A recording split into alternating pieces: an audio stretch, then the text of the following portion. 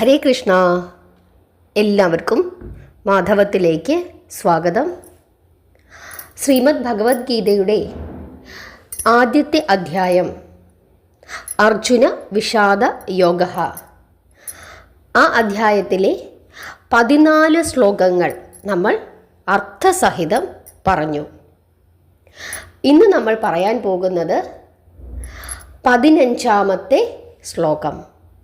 ശ്രദ്ധിച്ച് കേട്ടുകൊള്ളുക. പാഞ്ചജന്യം ഹൃഷീകേശോ ദേവദത്തം ധനഞ്ജയഃ പൗണ്ഡ്രം ദത്മൗ മഹാശംഖം ഭീമകർമ്മ വ്യകോദരഃ. ഓരോ വാക്കുകളുടെയും അർത്ഥം നമുക്ക് നോക്കാം. പാഞ്ചജന്യം, പാഞ്ചജന്യം എന്ന ശംഖ്. ഹൃഷീകേശോ, ഹൃഷികേശൻ. ദേവദത്തം, ദേവദത്തം എന്ന ശംഖ്. ധനഞ്ജയ, അർജുനൻ, ധനഞ്ജയൻ. പൗണ്ഡ്രം, ശംഖ്. ദത്മൗ, മുഴക്കി. മഹാശംഖം, മഹത്തായ ശംഖ്. ഭീമകർമ്മ, ഭീമമായ കർമ്മം ചെയ്യാൻ കഴിവുള്ളവൻ. വ്യകോദരഃ, ഭീമൻ. അർത്ഥം, ചെന്നായയുടെ ഉദരം പോലെയുള്ള ഉദരത്തോടു കൂടിയവൻ എന്നാണ് വ്യകോദരൻ എന്ന വാക്കിൻ്റെ അർത്ഥം. ഭീമസേനനെയാണ് ഇവിടെ ഉദ്ദേശിക്കുന്നത്. ഇനി ശ്ലോകാർത്ഥം നോക്കാം. ഹൃഷികേശൻ ആരാണ്? ഭഗവാൻ ശ്രീകൃഷ്ണൻ. കൃഷ്ണൻ പാഞ്ചജന്യം എന്ന ശംഖും അർജുനൻ ദേവദത്തം എന്ന ശംഖും ഭീമസേനൻ പൗണ്ഡ്രം എന്ന മഹാശംഖും മുഴക്കി എന്നാണ് ഈ 15ാമത്തെ ശ്ലോകത്തിൽ പറയുന്നത്. അതായത് കുരുക്ഷേത്ര യുദ്ധം ആരംഭിക്കുന്നു. ഓരോരുത്തരായി ശംഖ് മുഴക്കുന്ന ഭാഗമാണ് പറഞ്ഞിരിക്കുന്നത്. ഓരോരുത്തരുടെയും കയ്യിലുള്ള അവരവരുടെ അധീനതയിലുള്ള ശംഖിൻ്റെ പേരുകളാണ് ഇവിടെ വിസ്തരിച്ചു പറഞ്ഞിരിക്കുന്നത്. ഭഗവാൻ ശ്രീകൃഷ്ണൻ്റെ ശംഖാണ് പാഞ്ചജന്യം, അർജുനൻ്റെ ശംഖാണ് ദേവദത്തം, ഭീമസേനൻ്റെ ശംഖാണ് പൗണ്ഡ്രം. ഇന്ദ്രിയങ്ങളുടെ ഈശനായ കൃഷ്ണൻ പാഞ്ചജന്യമെന്ന് പ്രസിദ്ധമായ ശംഖുമുഴക്കി. അർജുനൻ ദേവദത്തം എന്ന ശംഖുമുഴക്കി. ഭീമമായ കർമ്മം ചെയ്യുവാൻ കഴിവുള്ള ഭീമനാകട്ടെ പൗണ്ഡ്രം എന്നു പേരുള്ള വലിയ ശംഖും മുഴക്കി എന്നാണ് ഈ ശ്ലോകത്തിൻ്റെ പൂർണ്ണമായ അർത്ഥം. ഇനി നമുക്ക് 16ാമത്തെ ശ്ലോകം നോക്കാം. അനന്തവിജയം രാജാ കുന്തിപുത്രോ യുധിഷ്ഠിരഃ നകുല സഹദേവശ്ച സുഘോഷമണി പുഷ്പകൗ. അർത്ഥം നോക്കാം. അനന്തവിജയം, അതൊരു ശംഖിൻ്റെ പേരാണ്. രാജാ, രാജാവ്. കുന്തിപുത്രോ, കുന്തിപുത്രൻ. യുധിഷ്ഠിര, യുധിഷ്ഠിരൻ, ധർമ്മപുത്രൻ. നകുല, നകുലൻ. സഹദേവ, സഹദേവൻ. ച, കൂടെ. സുഘോഷമണി പുഷ്പകൗ, അത് രണ്ടും ഓരോ ശംഖുകളുടെ പേരുകളാണ്. ഇനി നമുക്ക് ശ്ലോകാർത്ഥം നോക്കാം. കുന്തിപുത്രനായ യുധിഷ്ഠിരൻ അനന്തവിജയം എന്ന ശംഖുമുഴക്കി.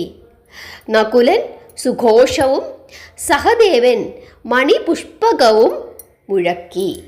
ഇതാണ് 16ാമത്തെ ശ്ലോകത്തിൻ്റെ അർത്ഥം. രാജാവും കുന്തിപുത്രനുമായ ധർമ്മപുത്രർ അനന്തവിജയമെന്ന് പേരുള്ള ശംഖുമുഴക്കി. നകുലനും സഹദേവനും യഥാക്രമം സുഘോഷമെന്നും മണിപുഷ്പകമെന്നും പേരുള്ള ശംഖുകൾ മുഴക്കി. ധർമ്മപുത്രർ തൽക്കാലം രാജാവല്ലെങ്കിലും ധർമ്മത്തിൻ്റെയും സത്യത്തിൻ്റെയും പ്രതീകമായ കുന്തിയുടെ ആ പുത്രൻ ഭാവിയിൽ രാജാവാകും എന്ന് സഞ്ജയന് നിശ്ചയമുള്ളത് കൊണ്ടാണ് സഞ്ജയൻ ഇവിടെ രാജ എന്നുള്ള വിശേഷണം നൽകിയിരിക്കുന്നത്. നമ്മൾ മറന്നു പോകരുത്, ഈ വാചകങ്ങളെല്ലാം ആരുടേതാണ്? സഞ്ജയൻ്റേതാണ്. അതായത് ധൃതരാഷ്ട്രർ സഞ്ജയനോട് ചോദിക്കുന്നു, ഹേ സഞ്ജയ, എന്താണ് ഇപ്പോൾ കുരുക്ഷേത്രത്തിൽ സംഭവിക്കുന്നത് എന്ന് ചോദിക്കുമ്പോൾ അവിടെ നടക്കുന്ന കാര്യങ്ങൾ സഞ്ജയൻ ധൃതരാഷ്ട്രർക്ക് പറഞ്ഞു കൊടുക്കുന്നതാണ്. ആ സമയത്താണ് സഞ്ജയൻ യുധിഷ്ഠിരനെ രാജാവ് എന്ന് വിശേഷിപ്പിച്ചത്. അതായത് സഞ്ജയൻ അറിയാം, ഭാവിയിൽ ധർമ്മപുത്രർ രാജാവാകും എന്ന് സഞ്ജയന് നിശ്ചയമുണ്ട്. സഞ്ജയന് മാത്രമല്ല, ഭീഷ്മർക്കും ദ്രോണർക്കുമൊക്കെ അറിയാമെന്ന് നമ്മൾ മുമ്പുള്ള ശ്ലോകങ്ങളിൽ പറഞ്ഞിട്ടുണ്ട്. ഇനി നമുക്ക് 17ാമത്തെ ശ്ലോകം നോക്കാം. കാശ്യച്ച പരമേശ്വാസഃ ശിഖണ്ഡീ ച മഹാരഥഃ ദൃഷ്ടദ്യുമ്നോ വിരാടശ്ച സാത്യകിശ്ച പരാജിതഃ. അർത്ഥം നോക്കാം. കാശ്യച്ഛ കാശിരാജാവ്, പരമേശ്വാസഃ വില്ലാളി വീരൻ, ശിഖണ്ഡി ശിഖണ്ഡി, ച കൂടെ, മഹാരഥ മഹാരഥൻ, ദൃഷ്ടദ്യുമ്നോ ദൃഷ്ടദ്യുമ്നൻ, വിരാടശ്ച വിരാടൻ, സാത്യകി സാത്യകി, അപരാജിത അപരാജിതൻ, അതായത് പരാജയപ്പെടാത്തവൻ. അർത്ഥം, കാശിരാജാവും ശിഖണ്ഡിയും ദൃഷ്ടദ്യുമ്നനും വിരാടനും സാത്യകിയും. ഇതാണ് ഈ ശ്ലോകത്തിൻ്റെ അർത്ഥം. ഇനി നമുക്ക് ഈ ശ്ലോകത്തിൻ്റെ ബാക്കി ഭാഗവും കൂടി കേട്ടാലേ ആ ശ്ലോകം പൂർണ്ണമാവുകയുള്ളൂ.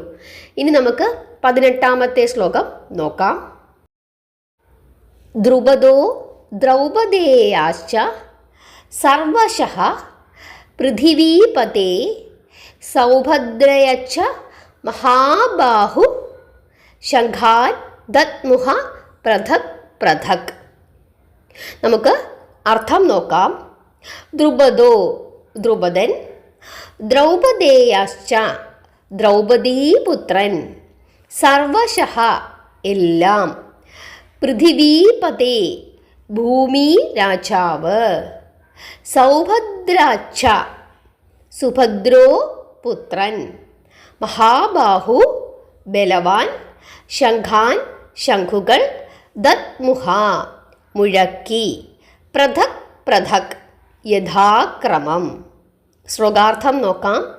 പാഞ്ചാല രാജാവും ദ്രൗപദീപുത്രനും സുഭദ്രാപുത്രനും പ്രത്യേകം പ്രത്യേകം ശംഖുകൾ മുഴക്കി.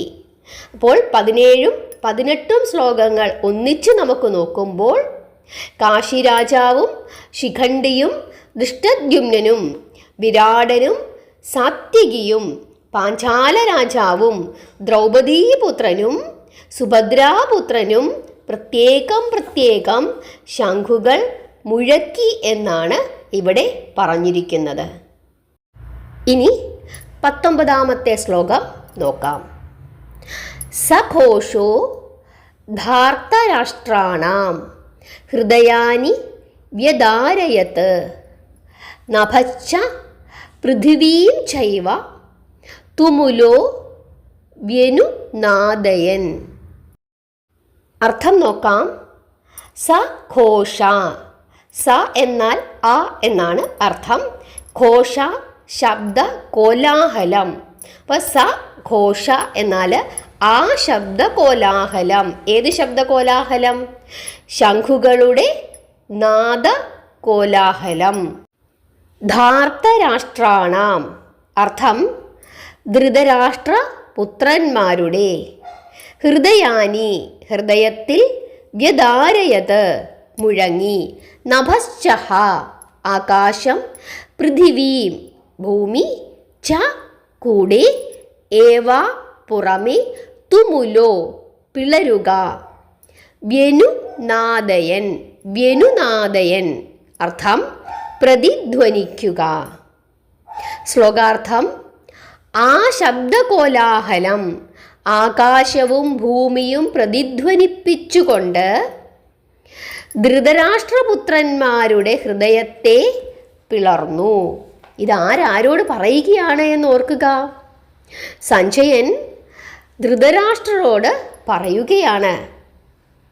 എങ്ങും നിറഞ്ഞു തിങ്ങിയ ആ ശംഖനാദം ആകാശത്തെയും ഭൂമണ്ഡലത്തെയും ആകെ പ്രതിധ്വനിപ്പിച്ചുകൊണ്ട് ധൃതരാഷ്ട്രരുടെ പുത്രന്മാരുടെ ഹൃദയങ്ങളെ പിളർന്നു.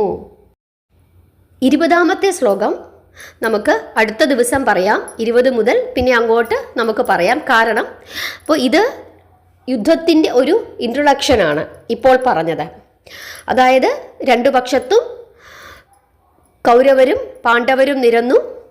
ആദ്യം ദുര്യോധനൻ ചെന്നിട്ട് ദ്രോണാചാര്യരോട് ആരൊക്കെയാണ് പാണ്ഡവപക്ഷത്ത് ഉള്ളതെന്ന് പറയുന്നു. അതിനുശേഷം കൗരവപക്ഷത്തുള്ള ആളുകളെ പറ്റി പറയുന്നു. എന്നിട്ട് തൻ്റെ മനസ്സിലുള്ള ആശങ്ക പറയുന്നു. അതിനുശേഷമാണ് പിതാമഹനായ ഭീഷ്മർ ശംഖു മുഴക്കുന്നത്. അതിനുശേഷം ശ്രീകൃഷ്ണ ഭഗവാൻ പാഞ്ചജന്യം എന്ന തൻ്റെ വിശിഷ്ടമായ ശംഖു മുഴക്കുന്നു. പിന്നീട് അർജുനനും ധർമ്മപുത്രരും മുതലായ എല്ലാവരും തന്നെ ശംഖു മുഴക്കുന്ന ഭാഗങ്ങൾ ഇന്ന് നമ്മൾ പറഞ്ഞു. അതായത് യുദ്ധത്തിന് ഞങ്ങൾ തയ്യാറാണ് എന്ന് കാണിക്കുന്നതിന് വേണ്ടിയിട്ടാണ്. ആ സമയത്ത് സഞ്ജയൻ പറയുന്ന ഒരു പ്രധാനപ്പെട്ട കാര്യം, പാണ്ഡവരുടെ പക്ഷത്തു നിന്നും ഉണ്ടായ ശംഖിൻ്റെ നാദം കേട്ട് ദുര്യോധനനും മറ്റുള്ളവരും ഭയന്നു എന്നാണ് പറയുന്നത്. അപ്പോൾ ഇത്രയും ഭാഗമാണ് നമ്മൾ ഈ കഴിഞ്ഞ കുറച്ച് ദിവസങ്ങളായിട്ട് പഠിച്ചത്. അതായത് 19 ശ്ലോകം. 20 മുതൽ വളരെ പ്രധാനപ്പെട്ടതാണ്. അതായത് ഇനി അങ്ങോട്ട് ഭഗവത്ഗീതയിലേക്ക് കടക്കുകയാണ്. ഇനി ഭഗവാനും അർജുനനും തമ്മിലുള്ള സംഭാഷണങ്ങൾ, ഭഗവാന്റെ ഉപദേശം, അർജുനൻ്റെ സംശയങ്ങൾ, അതെല്ലാമാണ് ഇനി നമുക്ക് പഠിക്കാനുള്ളത്. നിങ്ങൾ ഈ ഭാഗങ്ങളൊക്കെ ഇങ്ങനെ മനസ്സിൽ കാണണം. അതായത് കുരുക്ഷേത്ര യുദ്ധം, അതിൻ്റെ കഥാരൂപത്തിൽ നിങ്ങളിങ്ങനെ മനസ്സിൽ കണ്ട് ഓരോ ദിവസവും ഇത് എഴുതി വെച്ച് അർത്ഥം മനസ്സിലാക്കി തന്നെ പഠിക്കണം. അതിനു വേണ്ടിയിട്ടാണ് ഓരോ വാക്കുകളുടെയും അർത്ഥം ഞാൻ പറയുന്നത്. എല്ലാവരും ശ്ലോകം വായിക്കും, അർത്ഥം പറയും, അങ്ങനെ അങ്ങ് പോവുകയാണ് പതിവ്. പക്ഷേ ഓരോ വാക്കുകളുടെയും അർത്ഥമായി ഞാൻ പറഞ്ഞു തരുന്നത് നിങ്ങൾക്ക് കൂടുതൽ മനസ്സിലാക്കുന്നതിന് വേണ്ടിയിട്ടാണ്.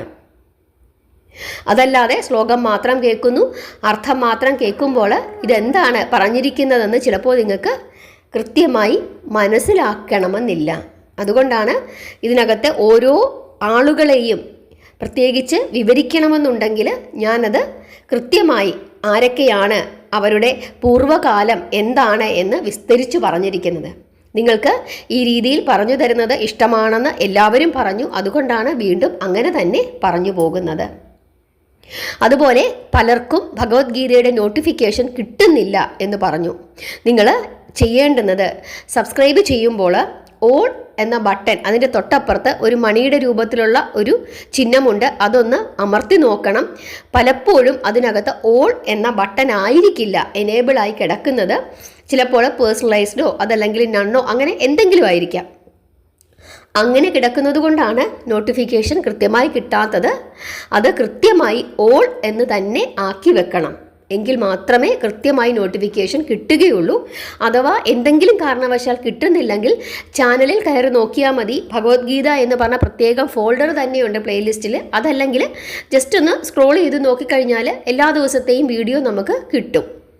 നിങ്ങൾക്ക് അതിലെന്തെങ്കിലും സംശയമുണ്ടെങ്കിൽ വീട്ടിൽ അതിനെപ്പറ്റി അറിയാവുന്ന ആരോടെങ്കിലും ചോദിച്ചാൽ അവർ തീർച്ചയായിട്ടും നിങ്ങൾക്ക് പറഞ്ഞു തരും. കാരണം ഭഗവാന്റെ കഥകൾ കേൾക്കുന്നതിന് വേണ്ടിയിട്ടാണ്. ആരും അതിൽ യാതൊരു തടസ്സവും പറയുകയില്ല.